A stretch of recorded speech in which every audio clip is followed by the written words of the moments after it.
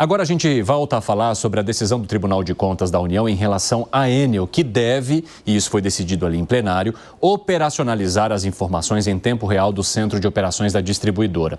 Para isso, eu vou receber aqui o ministro do TCU, o Augusto Nardes, que já está conosco. Ministro, seja muito bem-vindo, muito obrigado por nos atender nesta quarta-feira. Eu gostaria que o senhor explicasse primeiro qual é a determinação e de que maneira que ela abrange, outras questões que devam ser cumpridas pela Enel nesse momento em que o serviço não está sendo prestado da maneira como era esperada. Bem-vindo. Bem, obrigado.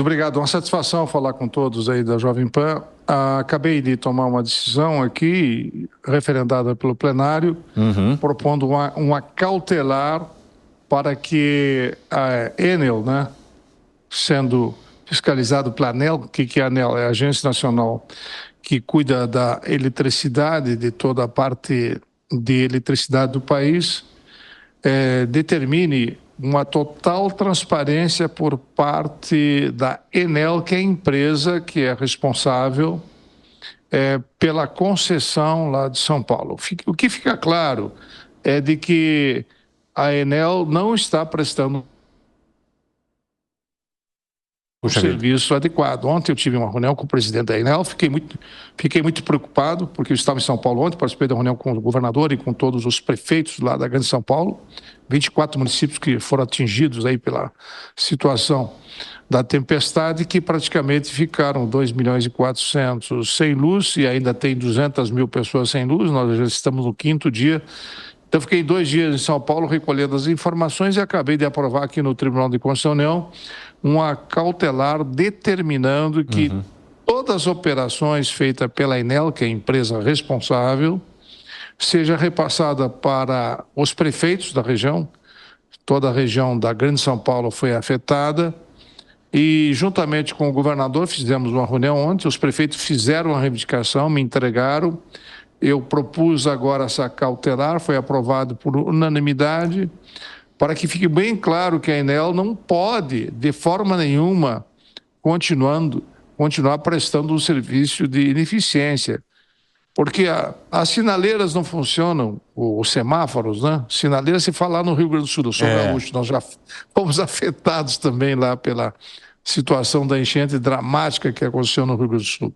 Aliás, a questão climática é um tema que veio para continuar em todo o país. Então, nós temos que ter políticas preventivas.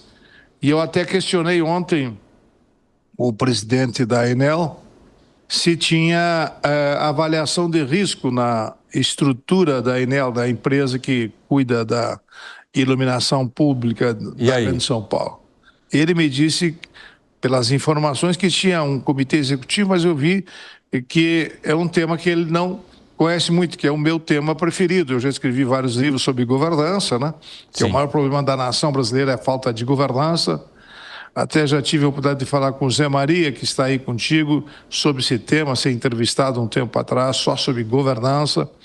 A nação precisa de governança, o que faltou foi isso em São Paulo, porque se não tem uma boa governança, não tem prevenção, não tem avaliação de risco, acontece fenômenos como esse, da catástrofe que teve aí em São Paulo, das chuvas, as pessoas não estão preparadas para socorrer a Enel, pelo que nós vimos, não estava preparado, não estava com um time de prontidão para atender a população de São Paulo.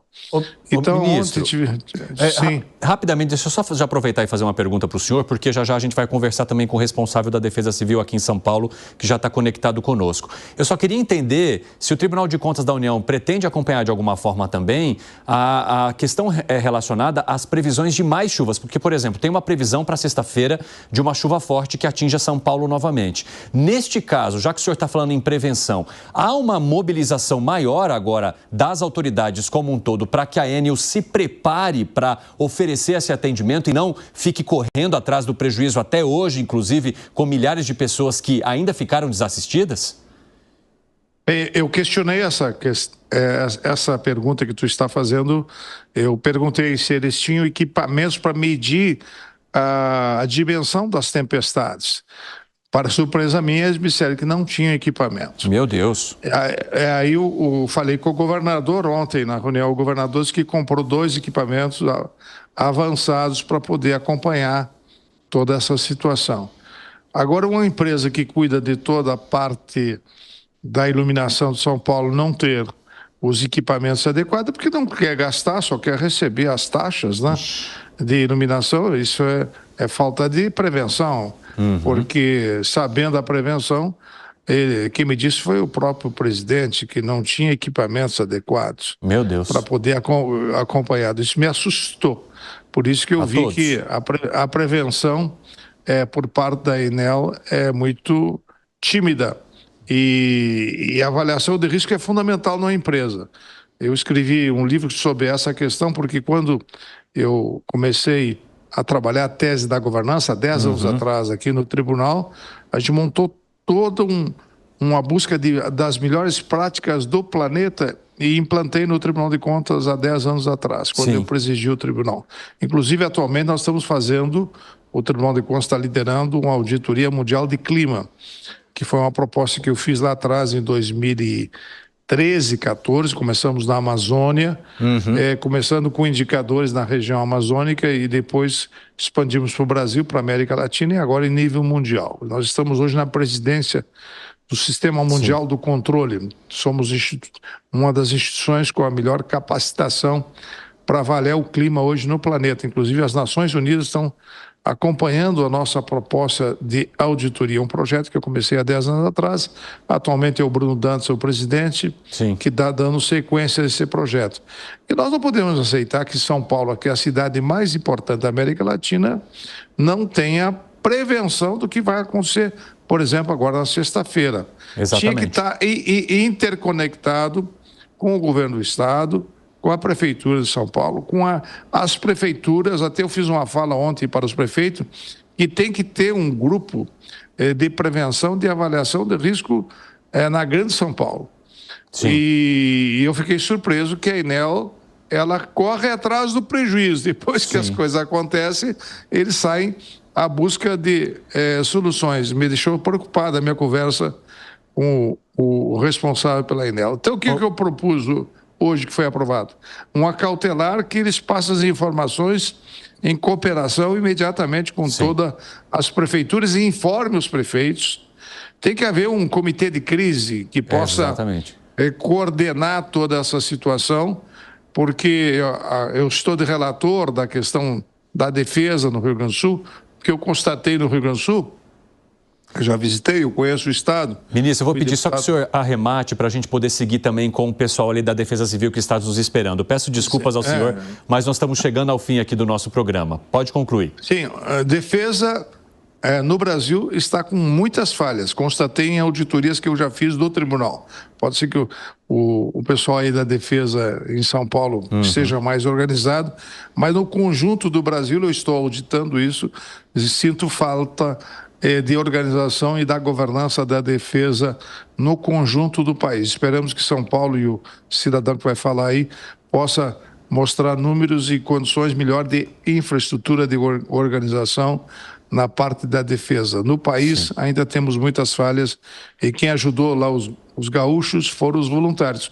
Muitos paulistas também ajudaram o Rio Grande do Sul. Então, isso aqui não podemos esperar somente pelos voluntários. A estrutura da defesa tem que estar adequada, e especialmente da Enel e da ANEEL, que cabe fiscalizar. Então, a minha cautelar é determinando que a ANEEL busque todos esses dados praticamente diariamente, de hora em hora, do que está acontecendo com questão de tempo para poder avisar e alertar, para não ficar sem semáforo, para não ficar sem luz, para que os hospitais não percam as pessoas e que a alimentação dos restaurantes não seja jogada fora. É uma tragédia que eu vi em São Paulo essa semana.